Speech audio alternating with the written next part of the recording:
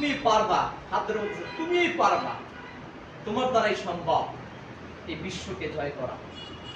কারণ এমন দক্ষ, যোগ্য, আনুগত্যশীল কর্মী বাহিনী গঠন করেছো যে তারা মৃত্যুবরণ করতেছে, দেখতেছে, এরপর পিছপা হচ্ছে না, তোমার দ্বারাই সম্ভব। ঠিক অনুরূপভাবে ইসলামী সংগঠনের ক্ষেত্রে আনুগত্য অপরিহার্য।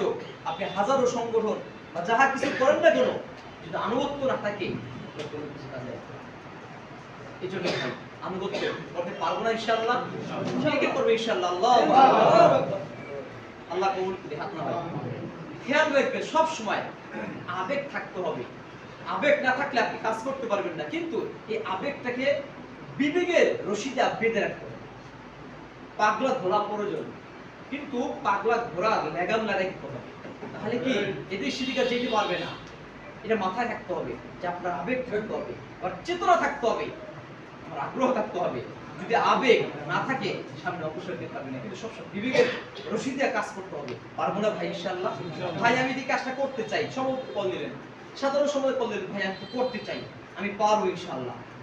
বাস সে মনে করে যে না বর্তমান পরিস্থিতি বা সব মিলিয়ে পারবে, বাস অনুমতি দিলে আলহামদুলিল্লাহ। সর্বত বলতে না আসলে আপনার আবেগটা আমি ধন্যবাদ জানাই, ইনশাআল্লাহ আরেকটু ধৈর্য ধরেন, ইনশাআল্লাহ হবে, আপনাদের দিব হবে। এখন যদি বলেন যে আমি সব সাজাই লইছি, বাইকে দিলেন হইল, আপনি যেভাবে চিন্তা করছেন সবাই আরেকভাবে চিন্তা করছি, আপনি সেটা আপনার ক্ষতি চায় না, তাই না ভাই? ভালোই তো চায়। কি যে লক্ষ্য করা, কোনো কাজ করার আগে পরামর্শ করে নেবেন, দেখবেন তাহলে কোনো সমস্যা হবে না।